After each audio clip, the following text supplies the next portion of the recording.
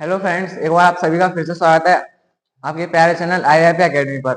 आज हम पढ़ने वाले हैं इंग्लिश ग्रामर का topic figure of speech. Figure of speech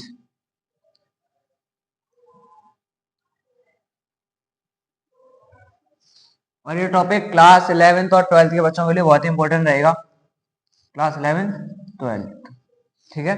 तो जो बच्चे क्लास 11th और 12th में हैं, उन बच्चों से रिक्वेस्ट है कि वे बच्चे सभी इसको ध्यान से पढ़ें। और जो बच्चे CBSE बोर्ड से हैं और जो 10th में है वो भी इसको पढ़ सकते हैं, CBSE बोर्ड में ये चीजें पूछ लेता है। तो आज हम ध्यान से पढ़ेंगे इनके बारे में। अब देखिए फिगर ऑफ स्पीच होता क्या है। जो हमारी इंग्लिश लैंग्वेज है, इंग्लिश लैंग्वेज ही पढ़ रहे हैं हमें अभी यहाँ पर। तो हमारी जो इंग्लिश लैंग्वेज है, जितने भी मतलब ये बोल सकते हैं कि जो हमारी इंग्लिश लैंग्वेज जितना भी कॉस्मेटिक मटेरियल है, हमारी इंग्लिश लैंग्वेज का जितना भी कॉस्मेटिक मटेरियल है वो आ जाएगा हमारे फिगर ऑफ स्पीच में।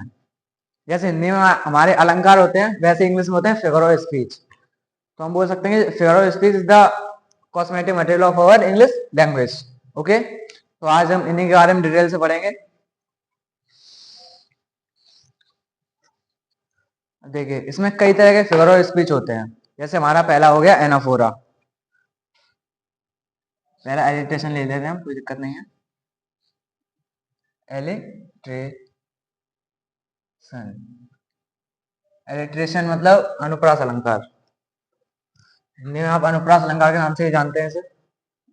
जिन बच्चों ने हिंदी में अलंकार पढ़े होंगे उनको ये बहुत ही आसानी से समझ में आ जाएगा ये, क्योंकि जो टॉपिक हिंदी में वही इंग्लिश है, बस लैंग्वेज का फर्क पड़ जाता है आपका।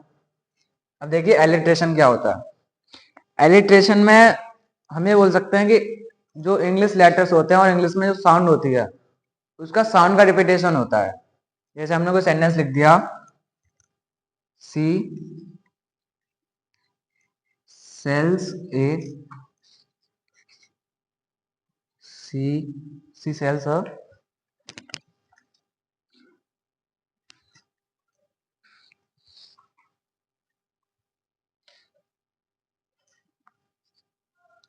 सी sells a, sea sell, sea sell on the sea side, on the sea side, sea sells और sea saw on the sea side.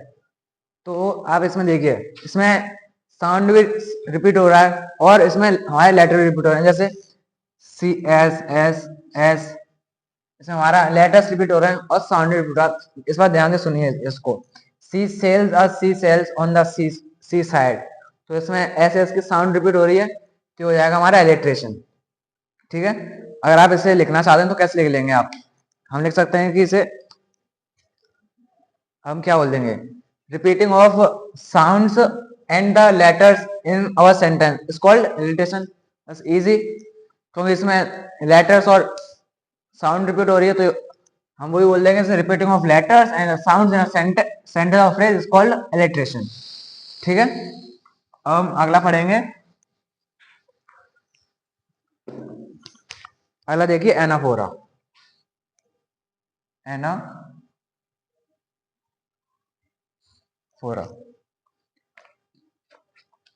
अब देखिए उसमें क्या हो रहा था पहले वाले में, एलिट्रेशन में, कि कोई वॉवेल मतलब कोई लेटर या साउंड रिपीट हो रही थी। और इस तरह मतलब जो एनाफोरा होगा इसमें हमारा पूरा वर्ड रिपीट होगा। और ये वर्ड मतलब एकदम कंसिक्वेंटली रिपीट नहीं होगा, मतलब एक बार में रिपीट नहीं होगा, वो बाद में आएगा। जैसे हमने लिख दिया merrily bouncing down the street and then merrily over, street and then merrily over. देखिए यहाँ पर ये वर्ड मैरीली और यहाँ पर ये वर्ड मैरीली, अब ये दो वर्ड यहाँ पर हमारे रिपीट हो रहे हैं। तो किसी सेंटेंस या फ्रेज में जब दो वर्ड्स रिपीट हो हमारे, जब दो वर्ड्स रिपीट हो तो उसे हम कहेंगे एनाफोरा। हमें वर्ड्स रिपीट हो रहे हैं तो यहाँ पर कौन सा फिगर ऑफ स्पीच हो जाएगा, एनाफोरा। और एक बात और, जो हमारी फिगर ऑफ स्पीच है उसको हम पोएटिक डिवाइस भी बोल देते हैं। क्या बोल देते हैं, पोएटिक डिवाइस।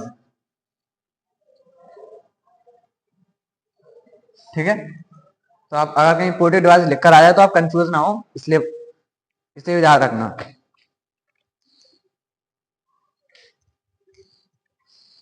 और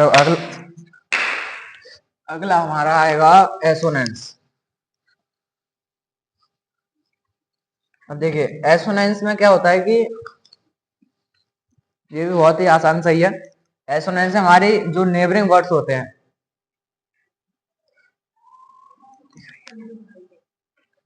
एसोनेंस में जो हमारे नेबरिंग वर्ड्स होते हैं उनकी साउंड रिपीट होती है। किसमें, एसोनेंस में।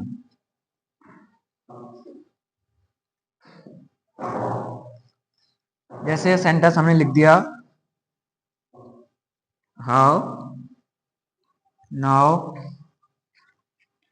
Your brown cow, how now your brown cow. तो इसमें जो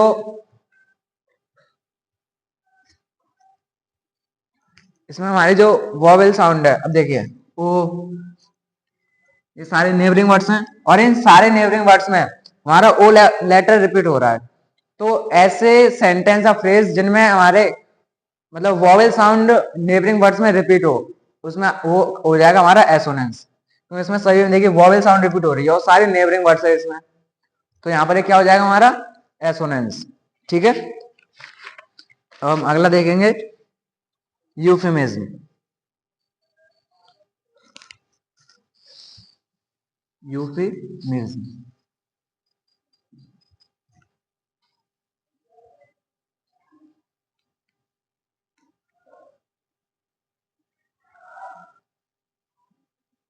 और देखिए अगर मैं तो आपको समझा रहा हूँ और आपको इनकी डिफाइंस लिखनी है तो आप अपने आप से बना के लिखिए, उससे क्या होगा आपको अच्छे से याद रहेगा। अब जैसे मैंने आपको समझा दिया एसोनेंस क्या होता है कि कोई भी सेंटेंस हो या फ्रेज हो उसमें वॉवेल जो नेबरिंग वर्ड्स होंगे उसमें वॉवेल साउंड रिपीट होनी चाहिए।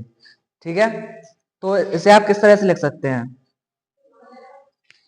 इसे कैसे कि एसोनेंस, आपने बनाइए इसको अपने आप से।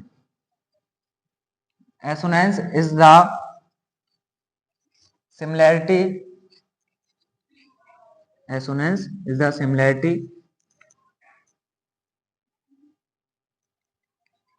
between the vowel sound in neighboring words। बस इजी। तो इस तरह ही डिफाइन तो आप अपने आप ही बना सकते हैं आप, क्योंकि आप मतलब आप 11 12th में आ चुके होंगे, 10th में होंगे, तो इतनी इंग्लिश तो आपको बेसिकली आनी चाहिए। अब देखिए यूफेमिज्म।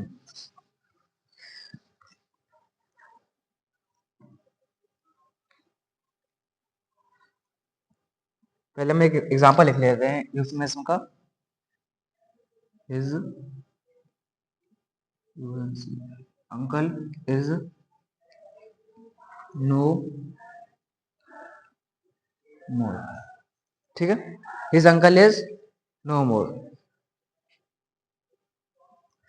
अब देखिए यूफेमिज्म में होता क्या है बेसिकली, यहाँ पर मान लीजिए कोई आपके आसपास कोई भी इंसिडेंट हो गया और वो इंसिडेंट मतलब इस तरह का इंसिडेंट है कि आप सामने वाले से डायरेक्ट नहीं कह पा रहे हैं कि ऐसा ऐसा इंसिडेंट हो गया है, तो आप उसी बात को मतलब घुमा फिरा के कह देंगे। जैसे कोई सेंटेंस सिंपल सा कि उसके अंकल की डेथ हो गई, तो आप डायरेक्ट नहीं कह पा रहे हैं कि उससे कि आपके अंकल जो हैं उनका उनकी मृत्यु हो गई, तो आप इस तरह किस तरह बोल सकते हैं, हिज अंकल इज नो मोर, मतलब वो अब नहीं रहे। तो इससे क्या होगा, मतलब उसे डायरेक्ट हम नहीं बोल पा रहे हैं कि उससे बुरा लग जाए, तो हम इस तरह से घुमा के बात बोल सकते हैं। मतलब बात तो वही है, बस उससे हमने शब्दों का खेल कर दिया, शब्दों के खेल को हम क्या कहेंगे, यूफेमिज्म। ठीक है, और इसी तरह के और एग्जांपल्स हैं जो कि आप बना सकते हैं। और अगर इसमें कोई भी बात है जो आपको नहीं समझ में आ रही है तो आप कमेंट कर सकते हैं, उसका रिप्लाई आपको जल्दी दे दिया जाएगा।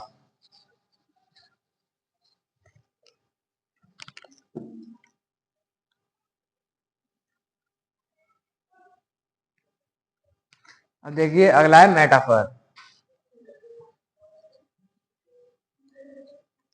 मेटाफर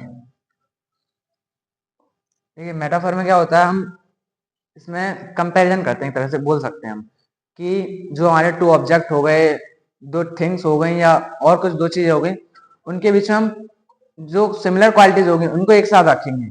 जैसे हमने लिख दिया महाराणा प्रताप,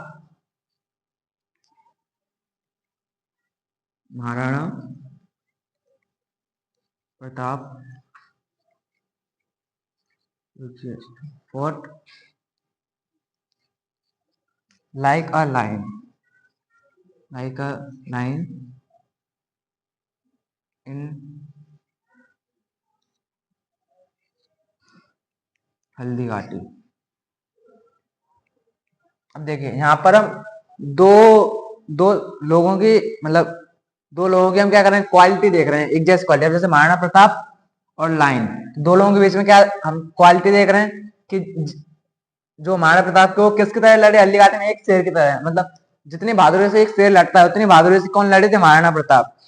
तो इसमें क्वालिटीज के बारे में बताया कि सिमिलर क्वालिटीज दिखाई जाती हैं। और मेटाफर में हम लाइक, मतलब कुछ वर्ड्स इसके लिए स्पेसिफाइड हैं, जैसे लाइक हो गया हमारा, सो, एज, इस तरह के वर्ड्स का हम इस्तेमाल करते हैं मेटाफर में। ठीक है, जगह इसमें भी यूज हो रहा है लाइक का, तो यहाँ पर हमारा क्या हो जाएगा, मेटाफर।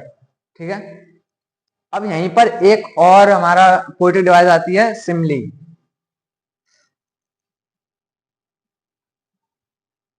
सिमली, अब देखिए यहाँ पर एक कारण समझ लीजिए इसको। देखिए मेटाफर में क्या हो गया, हम एक तरह से बता रहे हैं कि ये उसकी तरह है, मतलब महाराणा प्रताप ने किसकी तरह लड़ाई की, एक शेर की भांति वो हल्दी घाटी युद्ध में लड़े। और सिमले में क्या है, इसमें हम डायरेक्ट बात कर रहे हैं कि वो इसकी तरह है। जैसे हमने लिख दिया महाराणा प्रताप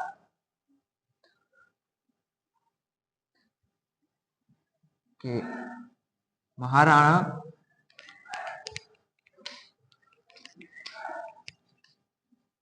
प्रताप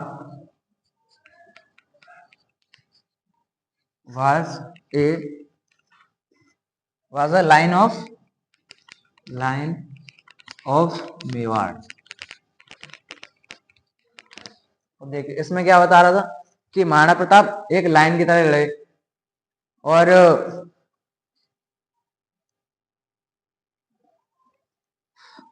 अब यहाँ क्या बोल रहा है कि जो महाराणा प्रताप के वो मेवाड़ के शेर थे। तो उसने डायरेक्ट बात कह दी कि जो महाराणा प्रताप कौन है, कि वो, यानी उसने सीधे सीधे कह दी कि वो एक शेर है बस। और मेटाफर में क्या बोल रहा था कि वो उसकी तरह थे। एक और एग्जांपल हम देख ले रहे हैं, जैसे पहले मेटाफर का देख ले रहे हैं, उसके बाद देखेंगे सिमली का। सिमली देखिए मेटाफर का हम कैसे ले सकते हैं, Delhi is like a London of India. ठीक है, यानी जो दिल्ली है वो इंडिया के लंदन की तरह है। तो इसमें क्या बोल रहा है, मतलब क्वालिटी दिखा रहा है कि जो लंदन दिल्ली है, दिल्ली और लंदन वो क्या है, एक जैसे, इसलिए तो क्वालिटी दिखा रहा है। और वहीं हम शिमले में क्या करते हैं, शिमले हम डायरेक्ट बोलते हैं ये इसकी तरह है। शिमले हम क्या लिख देंगे इसी को, Delhi is, Delhi is London of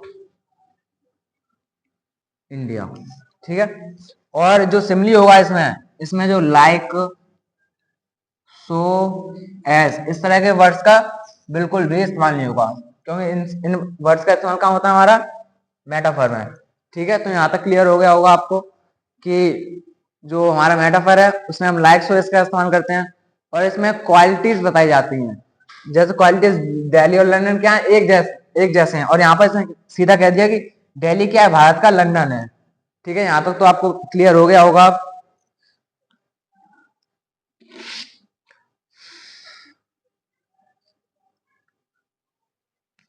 अब अगला आता है हमारा एपिस्ट्रोफे।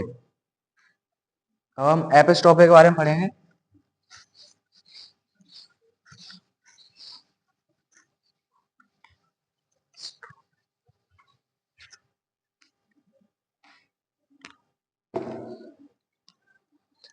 एपिस्ट्रोफी।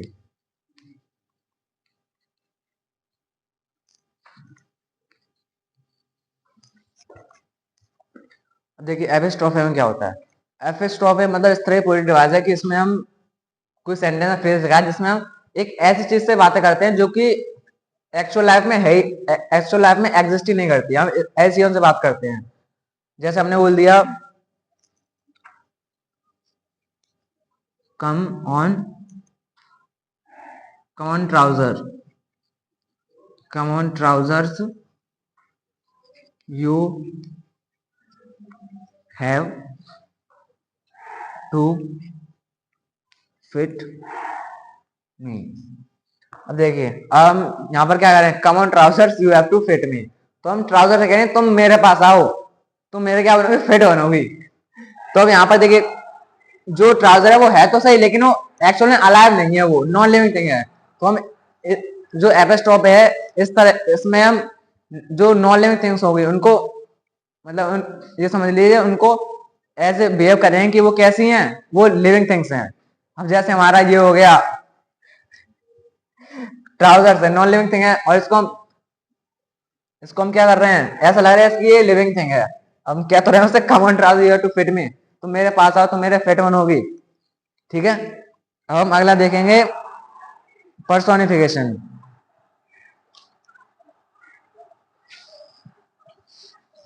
अगला कौन सा है हमारा, पर्सोनिफिकेशन। यहाँ पर हम लिख दे रहे हैं टॉपिक का नाम निगाम में फिगर ऑफ स्पीच। अब देखिए पर्सोनिफिकेशन यानी हिंदी में हम क्या बोल सकते हैं इसे, मानवीकरण। हिंदी के अलंकार में आपने पढ़ा हुआ है मानवीकरण। देखिए पर्सोनिफिकेशन क्या होता है, पर्सोनिफिकेशन में हम किसी non living thing, non living thing, idea या ऐसी कुछ चीजों को हम इस तरह प्रेजेंट करते हैं। यानी उसमें तो हम कह रहे थे कि come trouser you have to fit me, apostrophe हमने कह दिया, और इसमें इस तरह चीजों को मैंने डायरेक्ट प्रेजेंट किया था कि वो एक्चुअल लाइफ में एग्जिस्ट करती हैं। इसमें डायरेक्ट प्रेजेंट, इसमें इस तरह से बोलते हैं प्रेजेंटेशन दी जाती है पर्सोनिफिकेशन में, ये सब क्या है, रियल लाइफ में एग्जिस्ट करती हैं। जैसे हमने लिख दिया कि love is blind, love is blind, तो हमने लिख दिया लव इज ब्लाइंड। अब देखिए यहाँ पर लव कोई मतलब कोई पर्सन तो है नहीं है कि जो अंधा है, हमने कह दिया प्यार अंधा अंधा है, तो यहाँ पर कोई ये पर्सन तो है नहीं कि वो अंधा ही होगा। ऐसे ऐसे कोई चीज एग्जिस्ट तो करती नहीं रियल लाइफ में, बस ये क्या एक फीलिंग है, एक इमोशन है, उसी को हमने क्या कह दिया है, लव इज ब्लाइंड। तो इस तरह की चीजें हैं वो हमारी आ जाएंगी पर्सोनिफिकेशन में। अब जैसे एक और एग्जांपल इसका हम देख ले रहे हैं,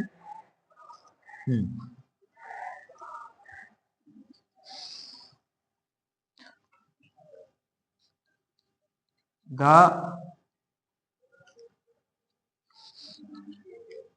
death has her IC hands on king, कि जो डेथ के जो आईसी हैंड्स हैं वो किस पर हैं, किंग पर हैं। अब ये डेथ है, ये भी कोई पर्सन नहीं है, ये भी क्या है, एक तरह से हम बोल सकते हैं ये इनविजिबल पावर है ये डेथ।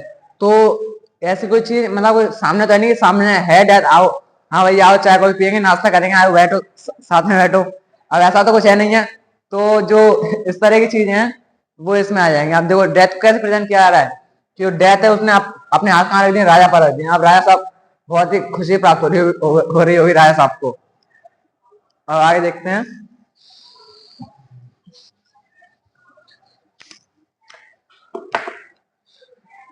अब हम अगला पढ़ेंगे पैराडॉक्स। क्या पढ़ेंगे हम, पैराडॉक्स।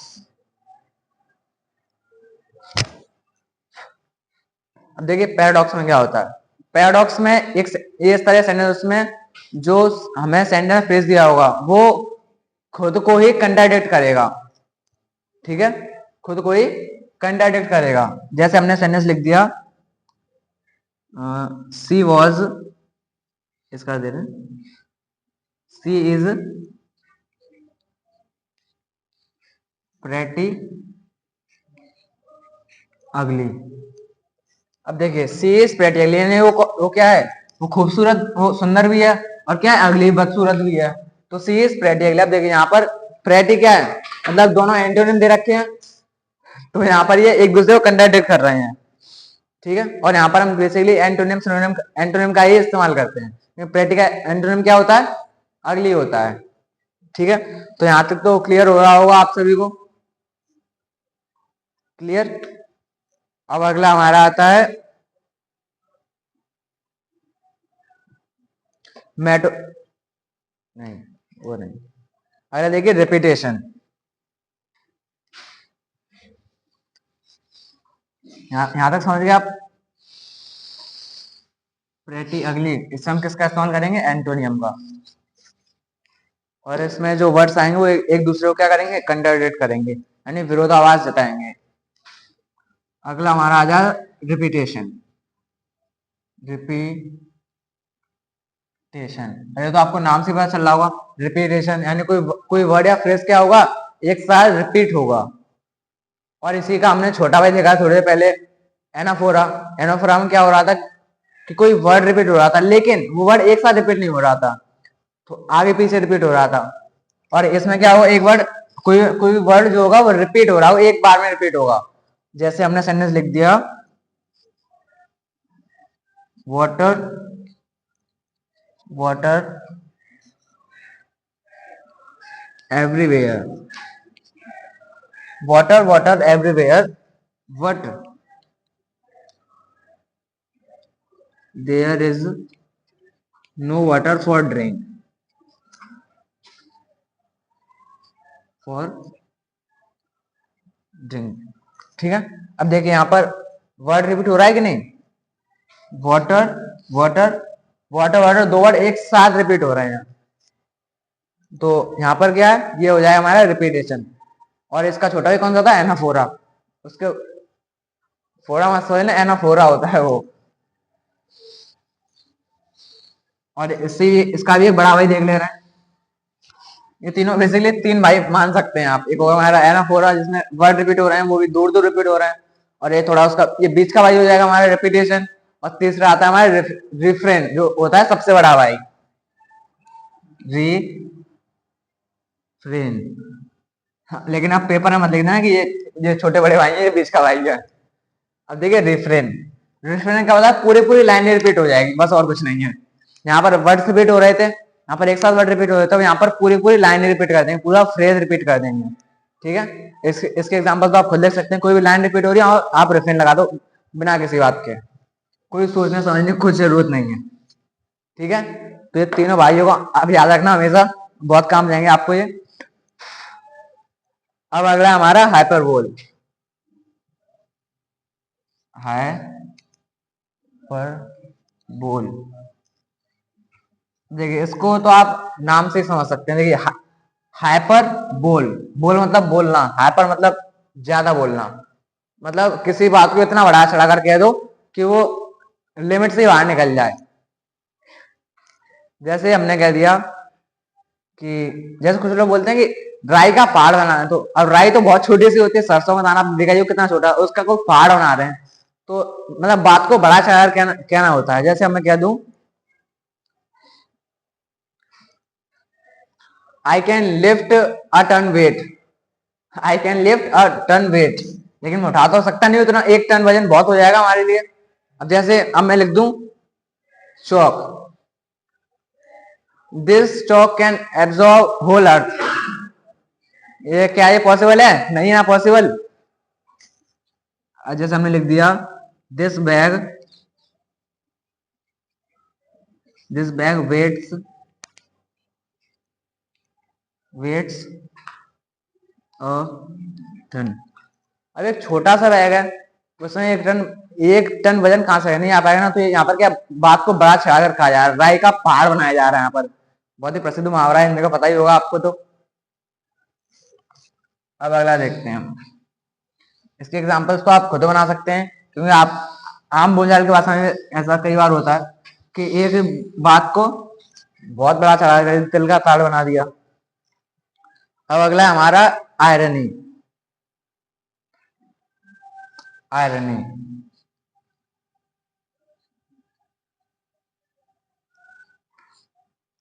देखिए, आयरनी में क्या होता है।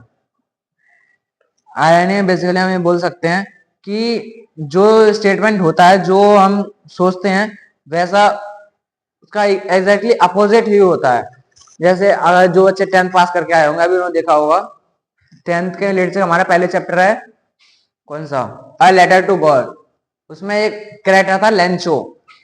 वो महाराज क्या, मतलब वो महाराज, उन जो लेंचो जी थे आपके, उन्होंने क्या किया था कि वो भगवान से आशा कर रहे थे कि वो उनको 100 पैसोस भेजेंगे, वहां करेंसी है पैसोस, कि वो उनको 100 पैसोस भेजेंगे।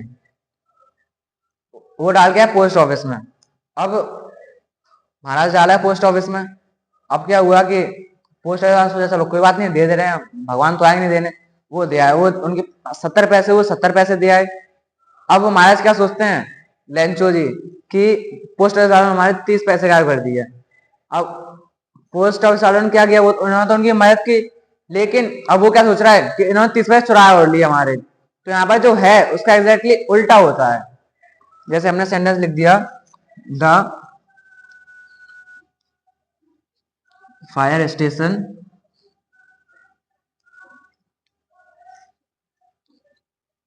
burned the ground। ठीक है, the fire station burned the ground. अब यहाँ पर जो फायर स्टेशन होता है, यानी जो फायर अग्निशमन के जो लोग होते हैं, उनका काम क्या होता है कि आग को बुझाना। अब यहाँ पर ये क्या बोल रहा है, जो फायर स्टेशन है उसने ग्राउंड पे ला दिया, और उसका काम तो है नहीं है, उसका काम क्या, आग बुझाना। तो यहाँ पर एग्जैक्ट अपोजिट मीनिंग कैरी कर रहा है। तो यहाँ पर ये क्या हो जाएगा, हमारा आयरन हो जाएगा। ठीक है, तो आयरन समझ में आ गया होगा आपको। अगर नहीं समझ में, और इसमें कुछ चीजें ऐसी हैं जो आपको अगर नहीं समझ में आए तो आप कमेंट कर सकते हैं उसके लिए आप। ठीक है, और अगर ये वीडियो आपको अच्छी लग रही हो तो फिर आप समझदार हैं, क्या करना है, कहने की जरूरत तो है नहीं है जहां तक मुझे पता है। अब अगला हमारा है साइन डॉक। Sign dock. अब देखिए, साइन डॉक को क्या होता है कि कोई भी सेंटेंस है, कोई भी फ्रेज है, उसको हम मतलब कोई बड़ी बात है या हम कोई बड़ी चीज है, उसको हम एक छोटी चीज से इंडिकेट कर देते हैं। जैसे हमने सेंटेंस लिख दिया, I got a new wheel in lucky draw. I got a new wheel in lucky draw. तो यहाँ पर जो न्यू व्हील है वो किस, क्या इंडिकेट कर रहा है कि उसे एक नई गाड़ी मिली, एक नई कार मिली है उसे, यानी एक नई कार मिली हम बोल सकते हैं। तो यहाँ पर जो एक व्हील है, तो ये किसे इंडिकेट कर रहा है कि उसे क्या मिला है, एक नई कार मिली है। तो यहाँ पर एक कार से क्या इंडिकेट हो रहा है कि उसे, मतलब जो न्यू व्हील है एक छोटा सा वर्ड है, उसका एक छोटा सा पार्ट है, उससे क्या इंडिकेट हो रहा है, क्या पूरी बात इंडिकेट हो रही है। ठीक है, अब अगला देखते हैं। अगला हमारा ऑनोमोटोफोइया। ऑनोमोटोफोइया, ये फोबिया, फोबिया मत समझ लेना इसे। ऐसे फोबिया आप जानते हैं क्या होता है, फोबिया कमेंट में बताइए क्या होता है। अब देखते हैं ओनोमोटोफोबिया। ओनोमोटोफोबिया,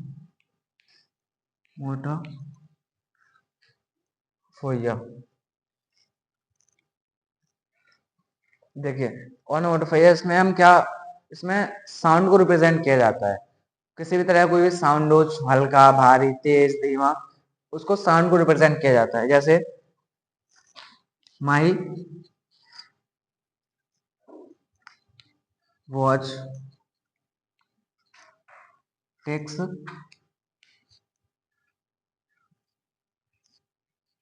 loudly, my watch ticks loudly. तो इसमें क्या है, टिक्स क्या दिखा रहा है हमें, ये साउंड को रिप्रेजेंट कर रहा है कि उसका जो वॉच है वो किस तरह, मतलब किस तरह की आवाज करती है, बहुत ही लाउडली आवाज करती है। तो ये साउंड को दिखा रहा है।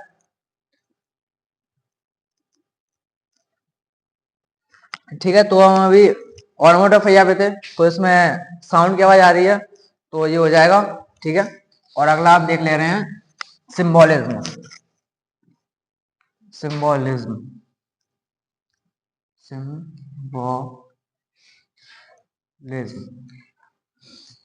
देखिए सिंबोलिज्म नाम से पता चल रहा होगा आपके, इसमें कोई सिंबल इंडिकेट किया गया हो, कोई ना कोई सिंबल दिखा रहा होगा। अब एग्जांपल देख लीजिए, जैसे the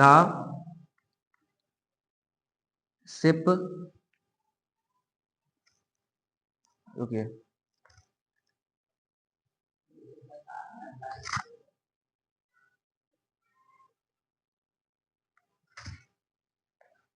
the ship was anchored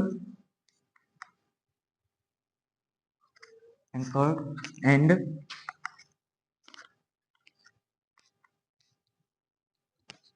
captain was safe. देखिए ये जो लाइन है, ये आपके जो नेल्सन मंडेला है उनकी बायोग्राफी से ली गई है। उनकी बायोग्राफी कौन सी, लॉन्ग वॉक टू फ्रीडम, उनकी बायोग्राफी से है। अब यहाँ पर जो शिप है, ये किसको इंडिकेट कर रहा है, ये इंडिकेट कर रहा है मैंने, ये ब्रिटिश सुप्रीमेसी को इंडिकेट कर रहा है ये। और ये जो शिप है ये किसको इंडिकेट कर रहा है, ब्रिटिश सुप्रीमेसी को। और यहाँ पर जो कैप्टन है वो कौन है, वो है हमारे नेल्सन मंडेला। ठीक है, अब तो यहाँ पर ये क्या दिखा रहा है, यहाँ सिंबोलिज्म तो कैप्टन, बस नाम तो दिया है डिटेल में कि नेल्सन मंडेला ही है या कोई और व्यक्ति है, तो ये मतलब सिर्फ सिंबल दिखा रहा है कि हाँ ये ऐसा है। ठीक है, अब नेक्स्ट देखिए,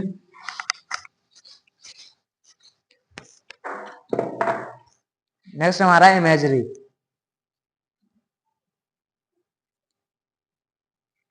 इमेजरी, ठीक है, अब इमेजरी में क्या है, नाम से पता, कोई इमेजिनेशन है, कोई काल्पनिक बात हो गई, कोई ना कोई अप्रत्याशित बात हो गई, तो उसी को हम किस में रख देंगे, इमेजरी में। ठीक है, जैसे हम सेंटेंस लिख दे रहे हैं, I can, I can break, break नहीं, लिफ्ट कर दे रहे हैं यहाँ पर, I can lift up the Mount Everest on my single finger for you, कि मैं तुम्हारे लिए माउंट एवरेस्ट को अपनी एक उंगली पर उठा सकता हूँ। अब ये क्या इमेजिनेशन ही तो है, हमें उठा तो सकता नहीं उस तरह से, तो ये हमारे किस में आ जाएगा, इमेजरी में। ठीक है, तो बस आज की क्लास यहीं तक के लिए है, और इसमें थोड़े बहुत और हैं, वो हम आपके लिए लेकर आएंगे नेक्स्ट पार्ट में। तो यहाँ तक के लिए, यहाँ तक अगर आपको कोई चीज रह गई या कुछ नहीं समझ में आ रहा हो तो आप कमेंट कर सकते हैं और आपको आंसर दिया जाएगा। और एक चीज और अगर आपको इसके नोट्स चाहिए तो हमारे इंस्टा आईडी पर ले सकते हैं। हमारी जो पिछली क्लास में मैंने इंस्टा आईडी बताई थी वो थोड़ी, मतलब वो इंस्टा आईडी बंद हो गई है, आप दूसरी ले सकते हैं, वो मैं दे रहा हूँ, वो है ऑफिशियल प्रशांत 891। तो ये इंस्टा आईडी, अगर आपको इसके नोट्स चाहिए, ये जो पोएटिक डिवाइजन फॉर स्पीच है, तो आपको मिल सकते हैं कहाँ पर, हमारे इंस्टा आईडी पर। ठीक है, तो अब वीडियो देखने के लिए धन्यवाद, और फिर मिलते हैं नेक्स्ट वीडियो में।